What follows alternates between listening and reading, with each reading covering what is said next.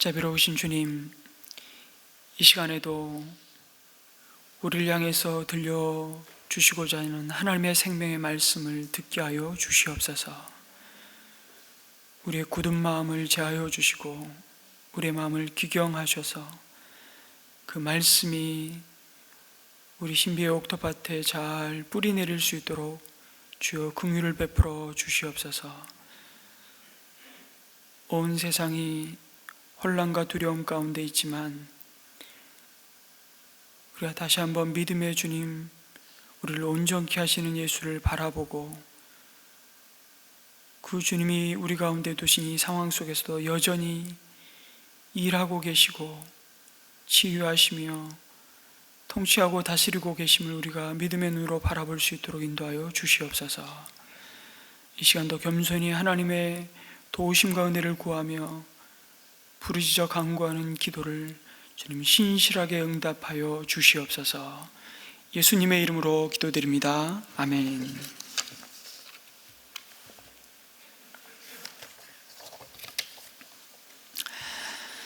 신종 코로나 바이러스를 우리가 바라보면서 좀 극단적인 시각과 태도들이 좀 있습니다. 그 중에 하나가 이것은 하나님의 심판이다 라고 정죄하는 시선입니다. 참 조심해야 될 마음이 아닌가 싶습니다. 그 정죄의 마음에서 찾아오는 게 또한 혐오입니다. 그리고 수치를 주는 것이죠.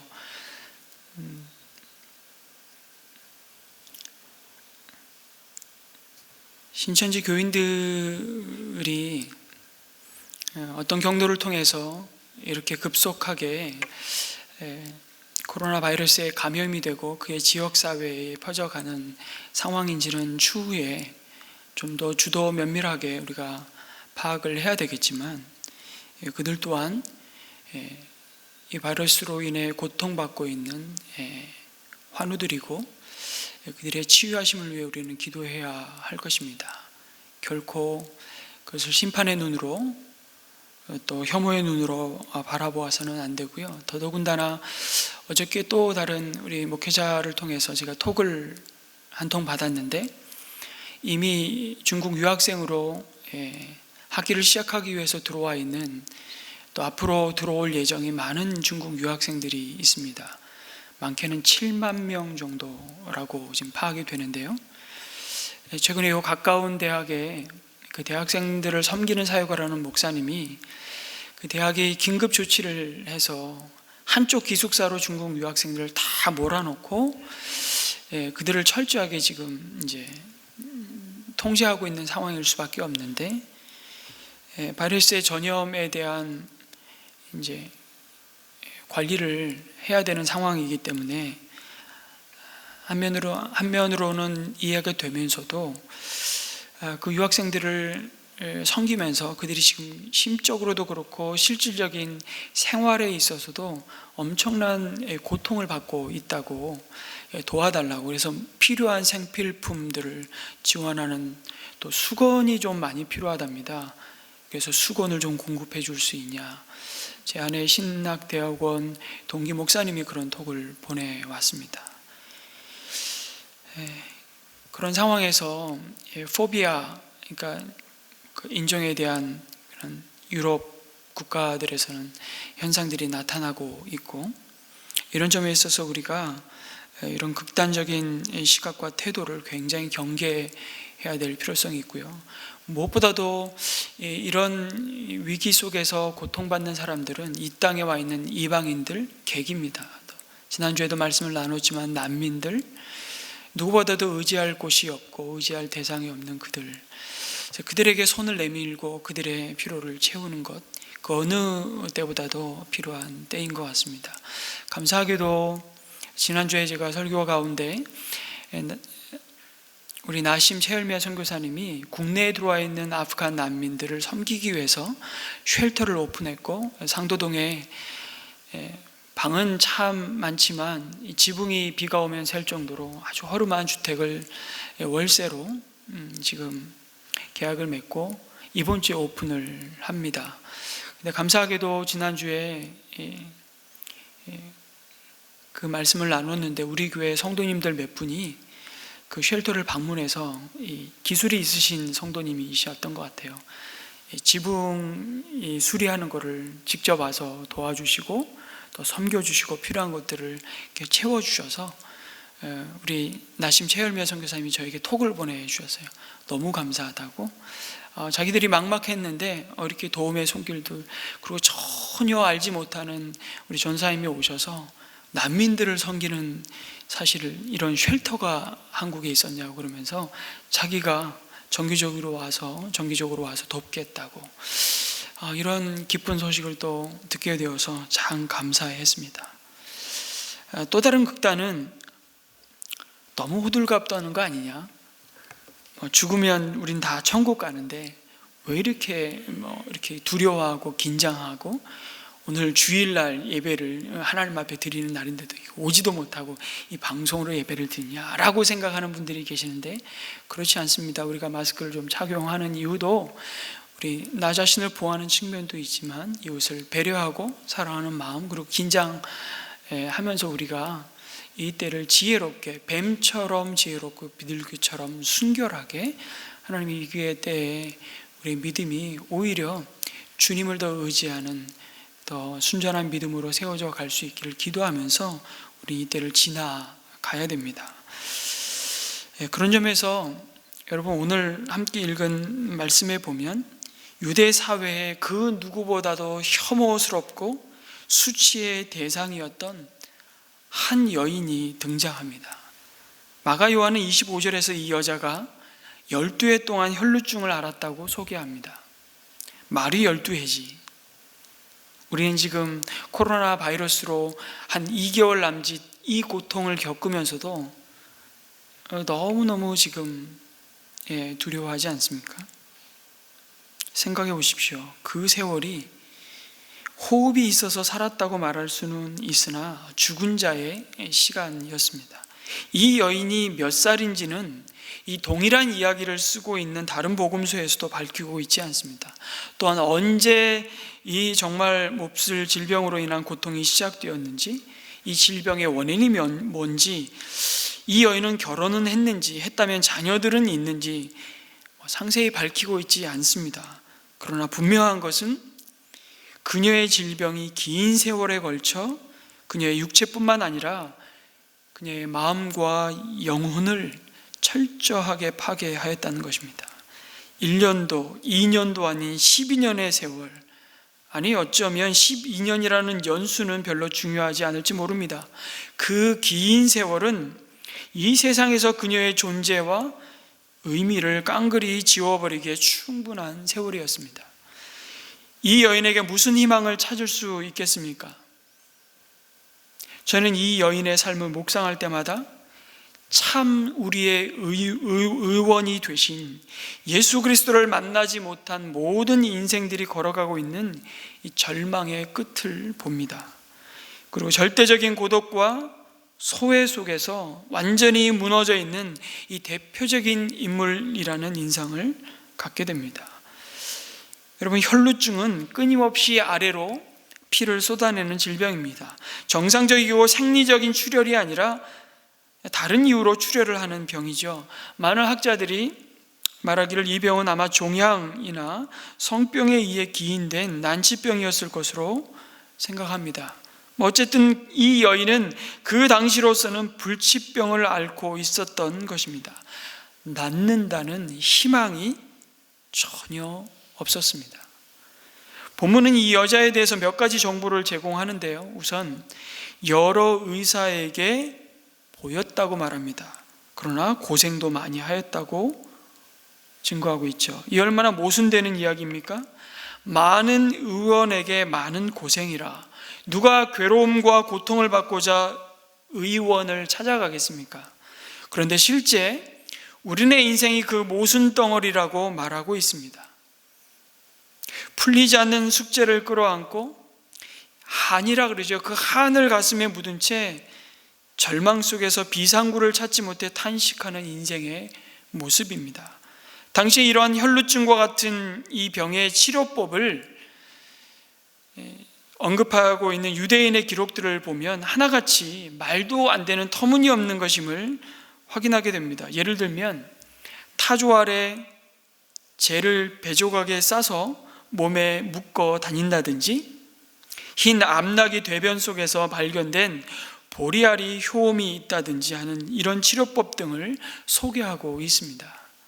의심할 여지 없이 이 가엾은 여인은 이러한 무모한 치료법의 실험 대상이 되었을 겁니다. 12년이라는 긴 세월 동안 우리가 상상도 할 수 없는 여러 가지 엉터리 치료법에 의해서 숱한 고통을 당했음이 분명합니다. 이 여인의 고통이 다만 육체적인 것이 전부라면 그래도 희망이 보일 것입니다. 또한 육체적으로 망가져버린 몸이지만 그래도 사랑하는 가족들의 보살핌이 있고 따뜻한 친구들의 위로가 계속되는 한 그녀는 외롭지 않을 것입니다. 그런데 유대 사회를 조금만 안다면 그런 희망은 사치일 수밖에 없다는 것을 알게 됩니다. 안 그래도 형편없었던 당시 그 여성에 대한 인권이 이런 수치스러운 질병의 여인을 보호해 줄 것이라는 기대는 참 순진한 생각입니다. 여러분, 당신은 아내가 음식만 태워 먹어도 잘 못해도 남편이 아내를 버릴 수 있는 문화였습니다. 정말 사소한 시비에도 이혼을 당하기 일쑤였던 그 당시 사회 분위기는 아무리 마음씨 좋은 남편이라도 그녀를 옆에 둘 수 없었습니다. 가족이라도. 그것은 율법으로도 정해놓은 룰이었습니다. 레위기 15장에 이러한 유출병에 대해 부정하다고 말합니다. 그리고 이러한 자를 성 밖으로 격리할 것을 명하고 있습니다. 그래서 그녀는 사랑하는 가족으로부터도 버림받고, 만약 남편이 있었다면 그 남편에게 이혼당해 격리된 삶을 살았음에 틀림없습니다. 그것은 가족의 혈육이 정해놓은 그 어떤 사랑과 결속으로도 거부할 수 없는 사회법이었습니다. 마가복음 5장 26절에 보니까 의사에게 보이고 재산도 다 없앴다. 그러나 아무 효력이 없었고 상태도 더 악화되었다고 말씀합니다.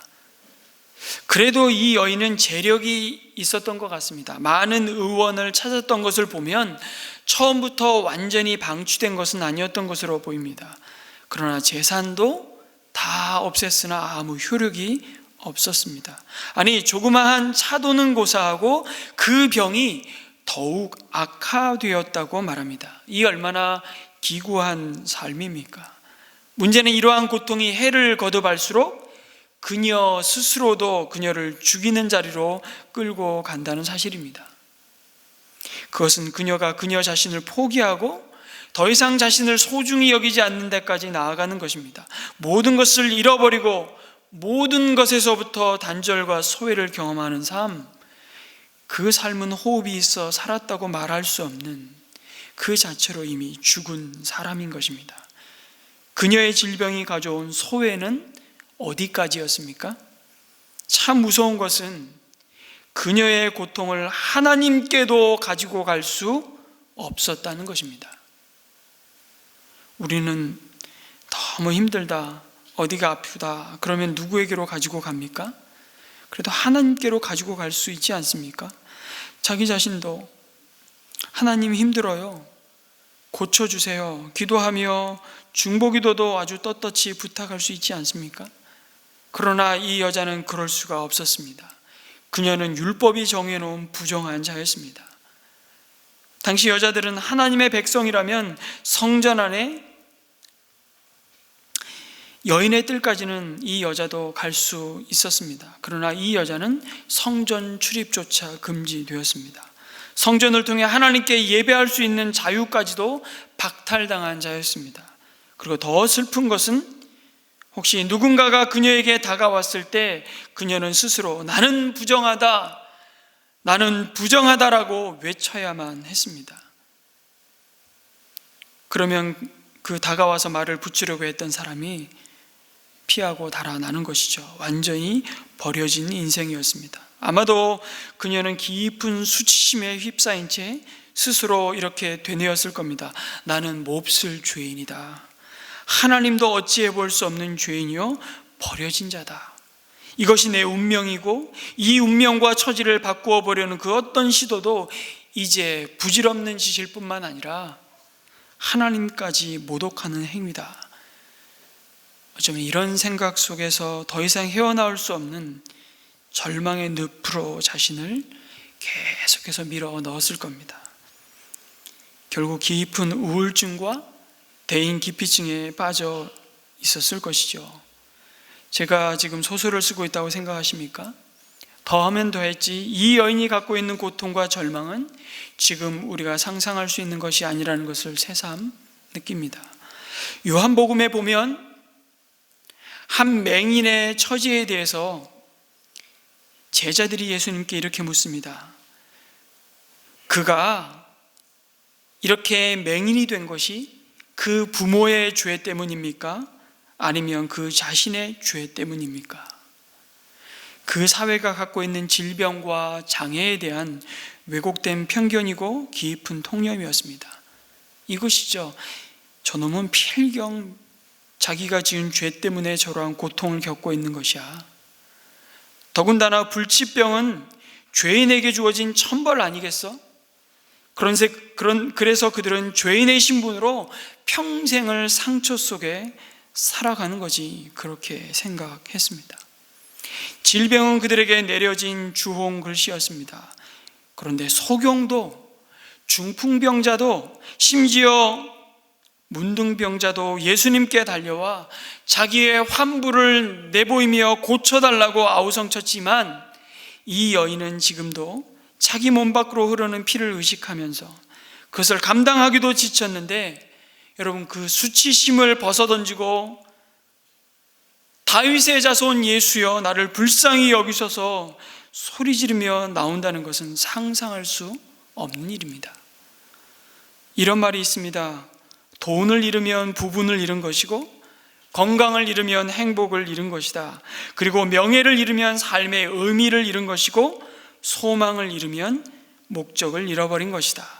그런데 자기 신뢰를 잃으면 모든 것을 잃어버린 것이다.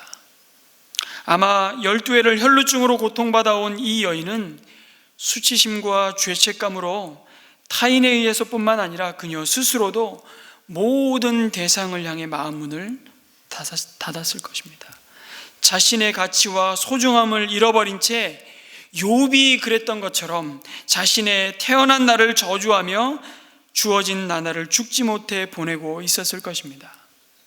그런데 하늘이 닫히고 소망이 끊긴, 자신이 자신을 저주해야만 하는 상황 속에 그녀에게 들려온 소문이 있었습니다. 예수에 대한 소문을 들은 것입니다. 중요한 것은 예수에 대한 소문을 소문으로만 듣고 마음을 닫아버리지 않았다는 것입니다. 마음을 닫아버릴 만한 상황 아닙니까? 오랜 세월, 그것도 수많은 의원으로부터 괴로움만 받고 상처와 더 깊은 소외와 고독을 맛보아야만 했던 기억들이 다시 떠올랐을 것입니다. 제 아무리 예수라 해도, 아니 예수 할아버지라 해도 내 병은 못 고쳐. 내가 더 이상은 안 속으리. 내가 더 이상은 사람들의 비웃음과 조속거리가 안 되리. 이렇게 다짐을 하지 않았겠습니까? 그러니 죽은 자를 살리고 병든 자를 치유하고 사람들의 운명과 인생을 바꾸는 갈릴리 사람 나사렛 목수, 그 예수가 오신다는 소문은 어쩌면 그녀의 마음만 답답하게 만들었을지도 모릅니다. 그런데 그녀의 반응은 그것이 아니었습니다. 그녀의 반응이 무엇입니까? 소문을 소문으로 묻어두지 않았습니다. 예수님께 나왔습니다. 한 가닥 소망을 가지고, 자신의 가장 수치스러운 문제를 가지고 참 의원 되신 예수님께 나온 것입니다. 그것도 수많은 군중 속으로 말입니다. 주님은 그것을 보셨습니다. 주님은 그것을 기뻐하셨습니다. 주님은 자신을 향한 그 여자의 믿음을 보셨습니다. 그리고 그녀는 드러내고 싶지 않았겠지만 주님은 그녀의 아픈 과거를, 아무도 모르고 묻어두고 싶은 그 과거를 드러내셨습니다. 그리고는 그 과거가 더 이상 그녀를 짓밟거나 괴롭히지 못함을 공개적으로 선포해 주셨습니다. 그 선포가 뭡니까? 딸아, 내 믿음이 너를 구원하였다. 잊었던 호칭 아닙니까? 언젠가는 그녀도 자기 부모로부터 얘야, 내 딸아 라는 말을 들었을 거예요. 근데 이미 오랜 세월 잊혀져 버린 그 이름, 딸아, 내 믿음이 너를 구원하였다, 안심하고 가라고 말씀하시는 하나님의 음성을 듣습니다. 예수님은 그녀를 육체적인 고통으로부터 치유하셨을 뿐만 아니라 너무 오랜 세월 그녀를 괴롭혔던 그 죄의식 가운데, 수치심 가운데 잃어버렸던 하나님의 평안을 선언하십니다. 이보다 더 좋을 수는 없습니다. 그런데 이 은혜가 어떻게 그녀에게 임했는지 우리는 진지하게 살펴보아야만 합니다. 왜냐하면 여전히 오늘 이 시대 가운데서도 우리에게 그 주님의 동일한 은혜가 절실하게 필요하기 때문입니다. 분명 치료의 능력은 주님에게 있었습니다. 치료자는 주님이셨습니다. 그런데 주님은 여인과 둘러선 제자들과 밀고 당기며 주님에게 달라붙었던 군중들을 향해 말씀하십니다. 이 여인의 믿음이 그를 구원하였다고 선언하십니다. 내 믿음이 너를 구원하였다. 안심하고 가라. 그리고 이 병에서 벗어나서 건강하여라. 이 선언은 여인에게는 그녀가 그토록 오랜 세월 멍든 가슴에 쌓아놓은 그 상처를 말끔히 씻어내는 위로였습니다. 그리고 하나님이신 예수님이 주신 영광스러운 칭찬의 면류관이었습니다. 그러나 제자들과 그에게 나온 무리들을 향해서는 경종의 소리였다는 것을 우리 명심해야 됩니다. 너희들이 나에게 나오는 이유가 과연 무엇 때문이냐? 너희들은 나에게 무엇을 기대하느냐? 주님은 이 광경을 보고 있는 제자들과 무리들에게 이 질문을 던지고 있는 것입니다. 예수님이 이 여인을 통해서 말하고자 하는 바가 뭡니까? 병 걸렸다고 의사 찾아가 봐야 고생하니까 너 주님께 맡기고 기도원이라도 들어가는 얘기일까요? 의사가 필요 없다는 것을 가르치는 것일까요? 내 육신의 질병이나 인생의 문제가 해결되지 않고 여전히 어려움을 겪는 것은 너의 믿음이 없거나 부족하기 때문임을 책망하기 위해서 이 여인을 주님이 샘플로 쓰시는 겁니까? 아니면 믿음만 있으면 고생 끝, 행복 시작, 육신의 질병은 반드시 고쳐진다는 확신을 주기 위해서입니까? 만약 그렇다면 오랜 세월 육체의 가시를 짊어지고 전도 여행을 다녀야만 했던 사도 바울의 믿음은 무엇이 됩니까? 종교개혁 앞장서서 그에게 찾아오는 온갖 시련과 스트레스를 겪으면서, 여러분, 병이란 병은 다 짊어지고 다녀서 걸어다니는 종합병원이라 불렸던 존 칼빈은 도대체 그 믿음은 뭐가 됩니까? 주님은 이 여인을 통해서 주님을 따르는 참 믿음을 새롭게 가르치고 계십니다. 그 믿음은 내가 예수님의 옷에만 손을 대어도 나음을 입으리라는 단순하지만 확신에 찬 주님에 대한 기대와 신뢰였습니다. 그녀의 믿음은 예수의 소문을 단순한 소문으로 무시해버리지 않았습니다. 뿐만 아니라 단순한 호기심으로 취급해버리지도 않았습니다. 믿져야 본전인데 까짓거 나가보지, 여태까지도 속아 살아왔는데 병 고치는데 돈 달라는 것도 아니고 한번 믿어보지, 그런 태도와 중심을 가지고 주님께 나오지 않았습니다. 그런 마음이었다면 그녀는 군중 속을 헤치고 주님 앞에 나오지도 않았을 겁니다. 그녀는 절박하고 순전한 믿음으로 예수님을 기대하며 나옵니다. 주님은 그 절박한 믿음, 그 순전한 믿음, 확신에 찬 믿음을 보셨습니다. 그리고 의도적으로 군중들 앞에 그 여인의 믿음을 드러내십니다. 여인이 주님을 찾았지만 사실은 주님이 그 믿음의 여인을 찾으셨습니다. 그녀의 믿음을 귀히 보셨습니다. 마가는 군중과 제자들 그리고 그 여자를 의도적으로 대조하여 보여주고 있습니다. 예수님 주변에는 헤아릴 수 없는 군중들이 공생의 기간 늘 따라다녔습니다. 심지어 오병이의 기적을 체험하고 수많은 무리들이 예수님을 임금 삼고자 했습니다. 그때 주님은 오히려 그 무리들을 피해 달아나셨다니까요. 또다시 주님을 찾아 쫓아온 무리들을 향해 말씀하셨습니다. 너희가 나를 찾는 것은 표적을 본 까닭이 아니고 떡을 먹고 배부른 까닭이라고. 군중들이 예수님을 따르는 그 중심의 동기와 믿음이 썩을 양식을 위하여 일하는 데 있었음을 꾸짖으셨습니다. 그러면서 우리가 어떻게 하여야 하나님의 일을 하오리까 그렇게 묻는 무리를 향해 예수님은 다시 말씀하십니다. 하나님의 보내신 자를 믿는 것이 하나님의 일이니라 말씀하십니다. 너희들이 정작 나를 믿지 않는다는 것이죠. 너의 필요를 채우기 위해서 나를 찾지만 정작 그 필요가 채워지면 내가 가고자 하는 그 길을 너희는 가고자 하지 않는다. 하나님의 보내신 자를 믿지 않는다는 것이죠. 군중은 예수님을 따라다녔지만 바로 예수님이 그들 인생의 길이요 진리요 생명이심을 정말로 믿지 않았습니다. 가장 많은 권능을 행했던 갈릴리 주변의 도시들을 주님이 이렇게 말씀하십니다. 고라신과 벳세다, 가버나움아, 내가 너희들에게 행했던 이 권능을 어디서 행했다면요?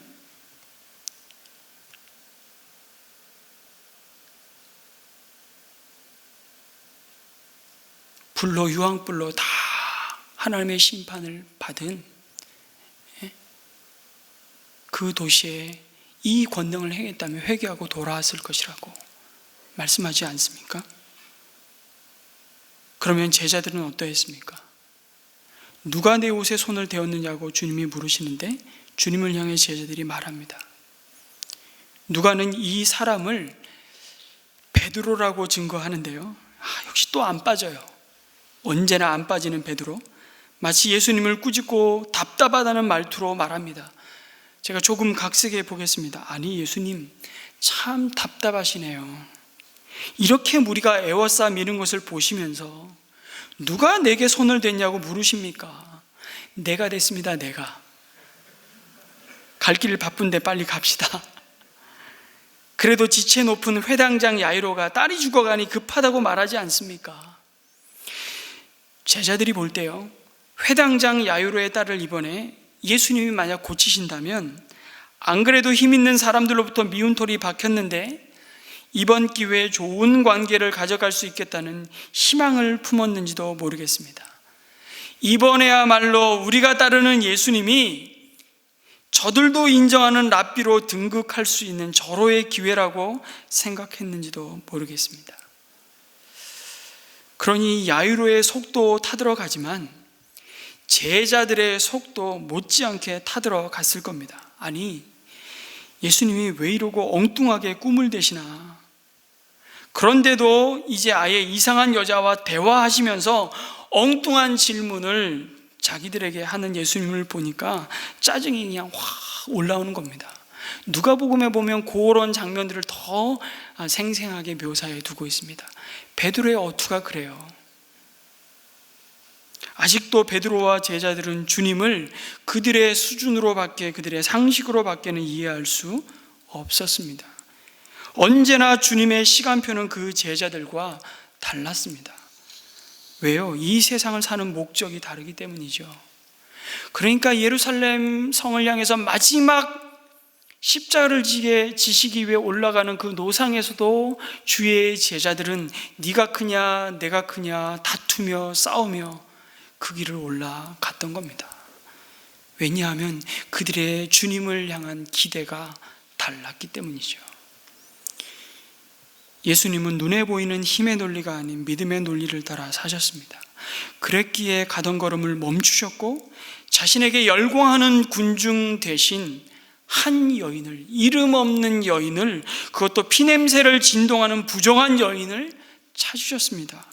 그 여인의 믿음이야말로 하나님을 기쁘시게 하는 믿음이었기 때문입니다. 하나님을 기대하고 주님에게 소망을 걸고 당신만이 나의 이 풀리지 않는 인생의 실타래를 풀 수 있는 유일한 희망입니다. 당신만이 내 인생의 해답이십니다. 그분을 신뢰하고 나오는 그 믿음을 보셨습니다. 금보다 귀한 나의 주님, 내게 만족 주신 주님, 주님만이 나의 힘이요, 주님만이 나의 피난처 되심을 우리가 고백했던 것처럼, 그리고 믿음으로 주님을 만진 순간 그녀의 만짐은 군중의 만짐과 다른 것이었음을 예수님은 스스로 아셨습니다. 그녀의 믿음은 12년 치욕스러운 삶을 영원한 하나님 나라의 존귀한 신분과 샬롬으로 바꾸어 버렸습니다. 주님이 망가진 인생을 만지실 때 12년이 아니라 20년, 30년, 아니 일평생 그 시간이 쌓아놓은 고통의 깊이는 하나님 나라에서의 새 삶을 시작하게 하는데 아무런 차이를 만들어내지 않습니다. 다른 사람 다 예수 믿어도 저 인간은 안 믿을 거야. 그런 정죄와 그런 판단이 생명의 주님을 만나는 순간 아무 의미가 없어지는 겁니다. 오늘 이 시간 하나님이 우리들에게 기대하시는 것은 무엇입니까? 위대한 업적을 남기고 유명해짐으로 하나님의 영광을 드러내는 것입니까? 천만에요. 그보다 앞서 주님은 망가진 내 자신을 가지고, 너의 문제를 가지고 하나님의 도우심을 바라며 나올 것을 기대하십니다. 우리의 약함을 알고 그 약함을 숨기지 아니하고 약할 때 강함 주시는 주님 앞에 나오는 자, 우리의 가난함을 알고 그 가난함을 한탄함에 원망하지 아니하고 가난할 때 부욕해 하시는 하나님을 알고 주님 앞에 나오는 자, 우리의 벌거벗었음을 알고 그 수치를 부끄러워하지 아니하고 감추지 아니하고 벌거벗었을 때 우리를 싸매시며 덮으시는 주님 앞에 나오는 자, 주님은 그 믿음을 기쁘게 보십니다.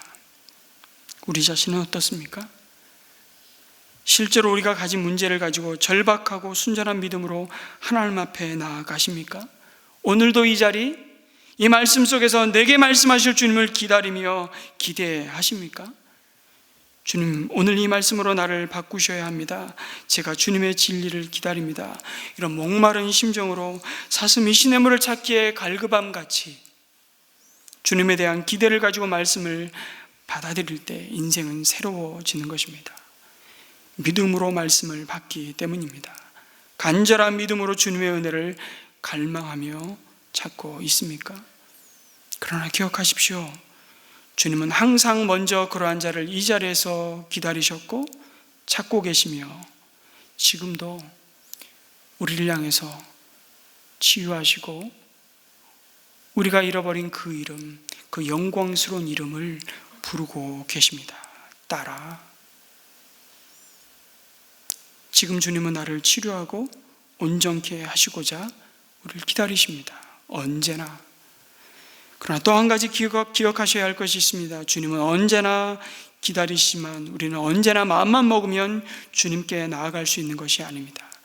이 여인의 절박함은 이때가 아니면 어쩌면 영원히 주님을 만날 수 없다는 절박함이었습니다. 바로 그녀에게는 지금이 영원한 마지막임을 아는 지혜가 있었습니다. 야이로 회당장에게도 주님은 동일한 믿음을 요구하셨습니다. 두려워하지 말고 믿기만 해라. 그 믿기만 하라고 하시는 말씀은 현재형이에요. 과거의 믿음 말고요. 나도 왕년에는 한신앙했다는 거 그거 말고요. 지금 나에게 필요한 일용할 은혜를 내가 구하고 있느냐?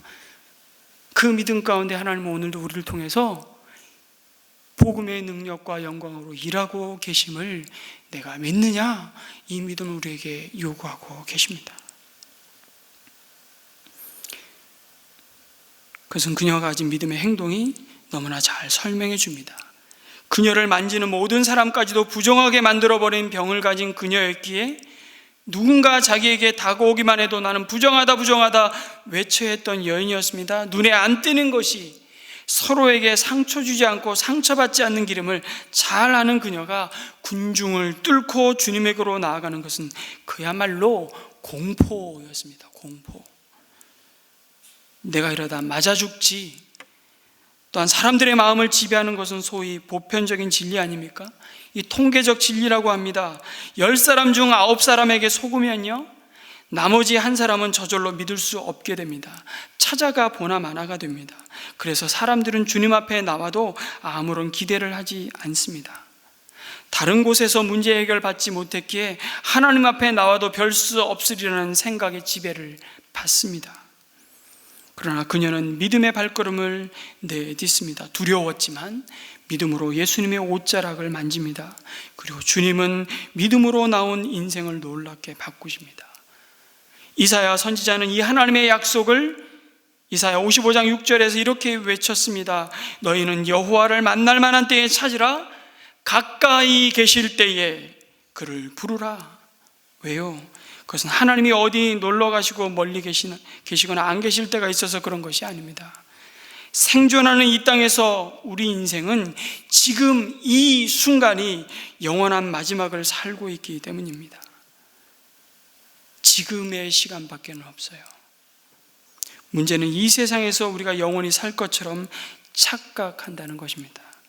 주님은 지금 이 순간 이 자리에서 믿음으로 예배하는 자를 찾으십니다. 믿음으로 말씀을 듣는 자를 찾으십니다. 바로 지금 믿음으로 자신의 문제를 가지고 자신을 하나님께 내어놓고 부르짖어 기도하는 자를 찾으시고 만나십니다. 그리고 말씀하십니다.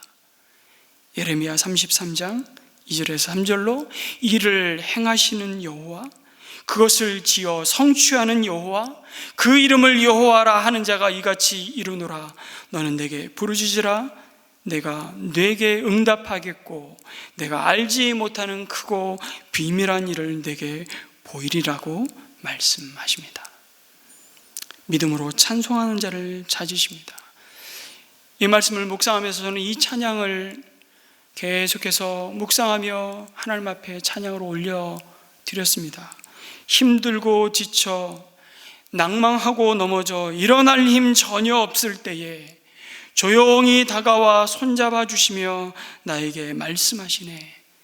나에게 실망하며 내 자신 연약해 고통 속에 눈물 흘릴 때에 못자국난 그 손길 눈물 닦아주시며 나에게 말씀하시네. 너는 내 아들이라. 오늘날 내가 너를 낳았도다. 너는 내 딸이라. 나의 사랑하는 내 딸이라.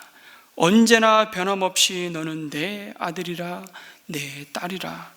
나의 십자가 고통, 해산의 그 고통으로 내가 너를 낳았다고 말씀하십니다. 믿음으로 하나님께 내 기쁨을 드리는 이 찬양, 믿음으로 연결된 찬양은 그 인생을 바꿉니다. 여러분, 이 사실을 믿으십니까? 아멘. 오늘날도 수많은 사람들이 안타깝지만 예수님께 나오고만 구경만 하고 돌아갑니다. 주위에 서서 따라만 다니고 다른 사람 은혜 받는 것 구경만 하고 있습니다. 여러분은 어떻습니까? 이 여인을 통해 주님이 우리에게 가르치시고자 하시는 참 믿음의 모습은 무엇입니까? 그것은 히브리서 11장 믿음의 장에서도 동일하게 우리에게 가르칩니다. 구름과 뒤둘러선 허다한 믿음의 증인들이 우리에게 이렇게 말씀합니다. 믿음이 없이는 하나님을 기쁘시게 못하나니 하나님께 나아가는 자는 반드시 그가 계신 것과 또한 그가 자기를 찾는 자들에게 상 주시는 이심을 믿어야 할지니라. 바로 혈루증으로 고통받던 여인이 주님을 향해 가졌던 믿음이었습니다. 그리고 이 믿음으로 변화된 삶은 너무나 뚜렷했습니다. 29절에 보니까 그래서 곧 출혈의 근원이 마르니 그 여자는 몸이 나은 것을 느꼈다고 그녀 자신도 그것을 단번에 알아차렸습니다. 그러나 믿음으로 주께 나온 그녀를 향한 주님의 은혜는 그녀의 병든 육체만을 회복하는 것이 아니었습니다. 그 사실을 34절에 거듭거듭 말씀드리지만, 딸아, 내 믿음이 너를 구원하였다. 안심하고 가거라. 그리고 이 병에서 벗어나서 건강하라고. 예수님은 이 여인의 고통이 단지 육체의 질병이 아니라 마음과 영혼의 병이었음을 아셨습니다. 복음서에서 유일하게 사용된 이 호칭을 통해서요, 주님은 그녀가 이 세상에서 하나님의 사랑을 한 몸에 받고 있는 소중하고 존귀한 존재임을 선언하고 계셨던 겁니다. 절망과 상처 속에 이름을 잃어버리고 혈루증이라는 몸에 주홍 글씨를 지닌 채 고통받던 이 여인이 예수님을 만나고 존귀한 하나님의 자녀로 새 삶을 살게 되었음을 주님은 선포하십니다. 그리고 그 새 삶은 더 이상 이 세상의 것으로 흔들 수 없고 빼앗을 수 없는 평안, 곧 하나님 나라의 샬롬으로 그녀 가운데 임했습니다. 하나님의 나라는 먹는 것과 마시는 것이 아니요 오직 성령 안에서 의와 평강과 희락이라. 이것이 바로 그녀 안에 이루어진 기적인 것입니다. 그리고 그 기적은 오늘도 하나님 앞에 믿음으로 나오는 자들에게 계속되고 있습니다. 할렐루야. 주님이 이 시간도 우리를 향해 말씀하십니다. 딸아, 내 믿음이 너를 구원하였다. 안심하고 가거라. 그리고 이 병에서 벗어나서 건강하여라. 이 약속의 말씀이 오늘 우리에게 이루어지기를 기도합니다. 이 생명의 말씀이 우리의 생애 속에 믿음으로 응답되는 은혜가 있기를 주님의 이름으로 축원합니다. 아멘.